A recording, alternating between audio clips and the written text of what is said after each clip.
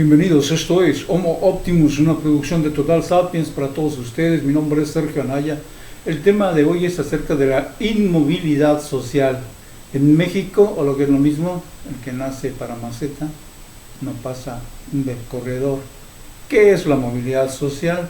Bueno, de acuerdo a una definición, la posibilidad de nacer siendo parte de un decil, es decir, la distribución de la población de acuerdo con el ingreso familiar, y moverse a otro decil a lo largo de la vida, es lo que se conoce teóricamente como movilidad social.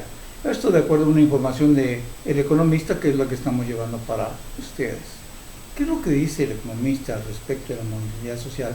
En una nota que nos pareció muy importante, más allá de los temas del día que se acostumbran a tratar en los medios de comunicación tradicionales y en las redes sociales como Twitter, donde solo parece una comuna de chismes.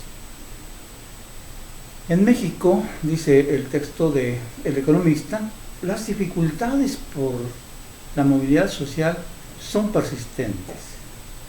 Y tomen en cuenta este dato: 7 de cada 10 personas que nacen pobres, así se van a quedar. No tienen la menor oportunidad de salir de pobres, pese a todos los esfuerzos que pudieran realizar a título individual. Están condenados a seguir siendo pobres por el resto de su vida.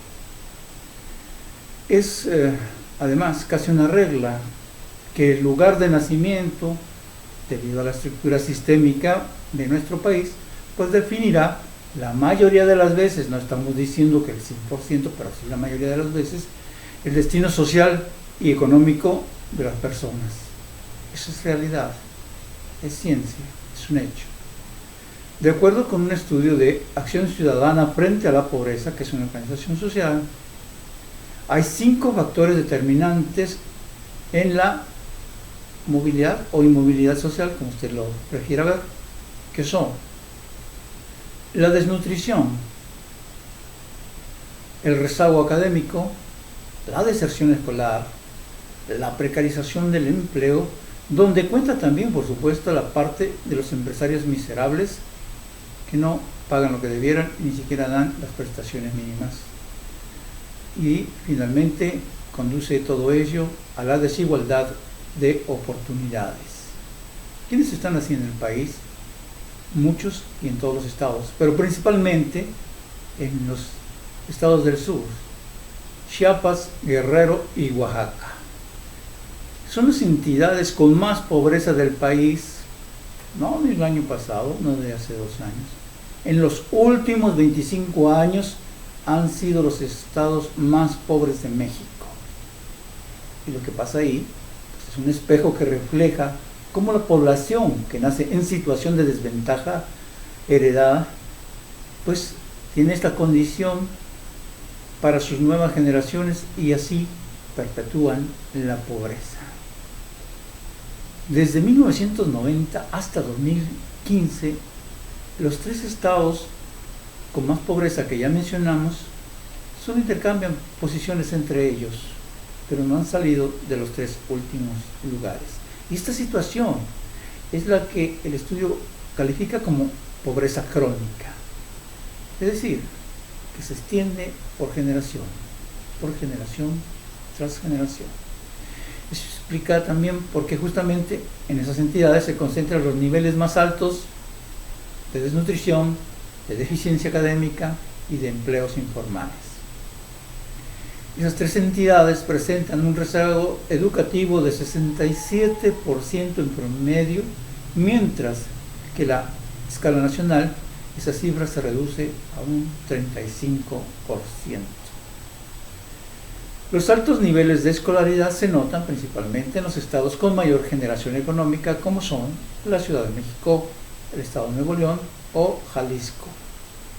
Otro de los indicadores que refleja el rezago de la población que reside en esas entidades, pues es el nivel de ingresos y la condición laboral. En Chiapas, por ejemplo, el 79% de la población carece de ingresos laborales suficientes, es decir, 79 de cada 100 personas no tienen lo necesario para atender todas sus necesidades, ya sea individuales o como familia.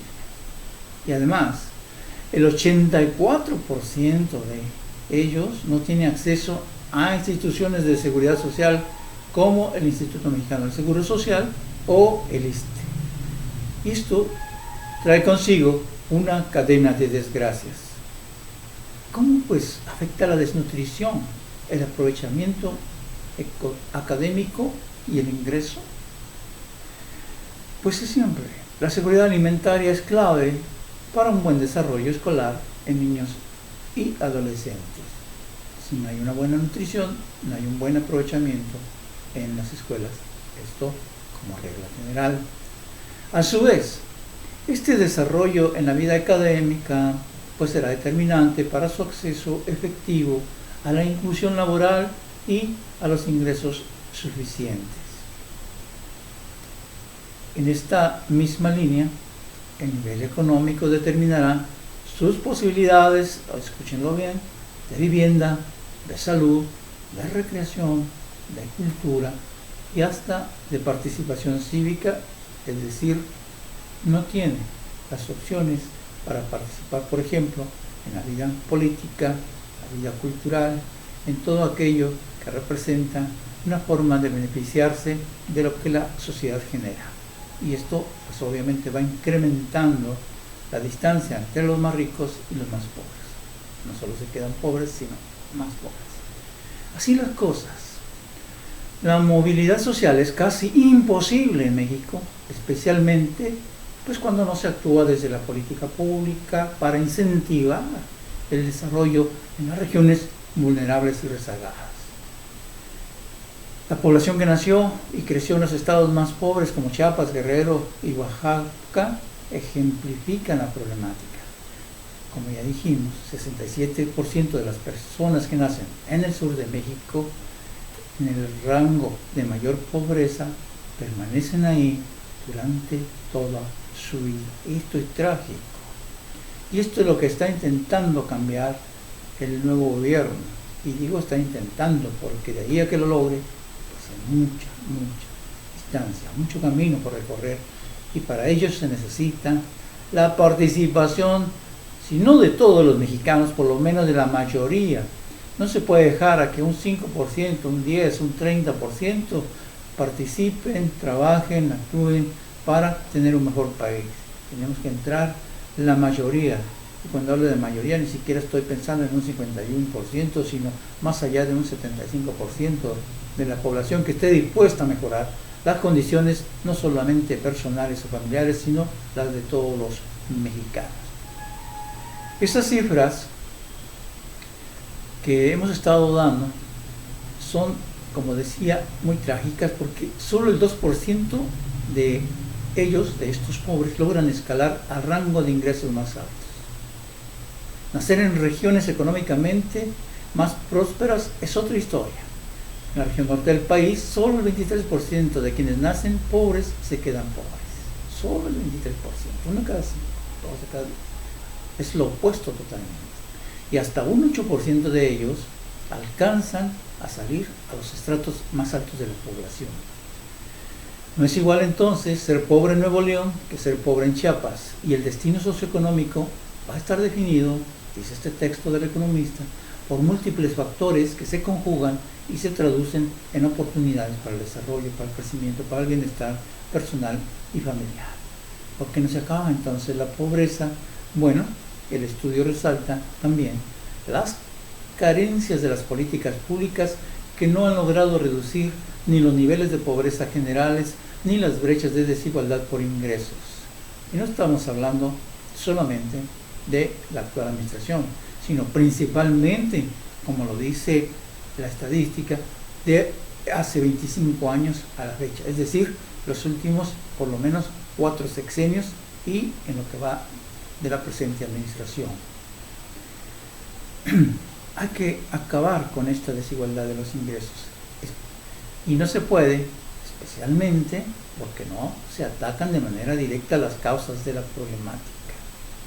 La ausencia de enfoques claros para atacar las raíces de la pobreza es un grave problema. También está la inconsistencia en los planes y programas enfocados al desarrollo social. Históricamente, hechos en México, siempre a favor de los pobres, siempre con el pretexto de ayudarlos, siempre los únicos beneficiados han sido los líderes políticos, los delegados, los que manejan el dinero pues, y que no ha llegado a los pobres. Y que en esta administración se pretende que desde el gobierno lleguen directamente a las personas que están en situación de pobreza y puedan superar esa condición y no permanecer por el resto de su vida como pobres en este país. Y por último, mencionamos las deficiencias en la cuantificación y cualificación de los resultados. Es una fase que estamos por ver en esta nueva administración, porque no sabemos realmente cuál es el impacto que han tenido y que van a tener estos dineros que se están inyectando, que estamos hablando de cientos de miles de millones, en la sociedad, tanto a nivel educativo como a nivel de supervivencia, como a nivel de personas de la tercera edad, para que puedan tener una mejor condición de vida, una mejor condición laboral. Sin embargo, por el momento podemos decir que estamos de mal en peor.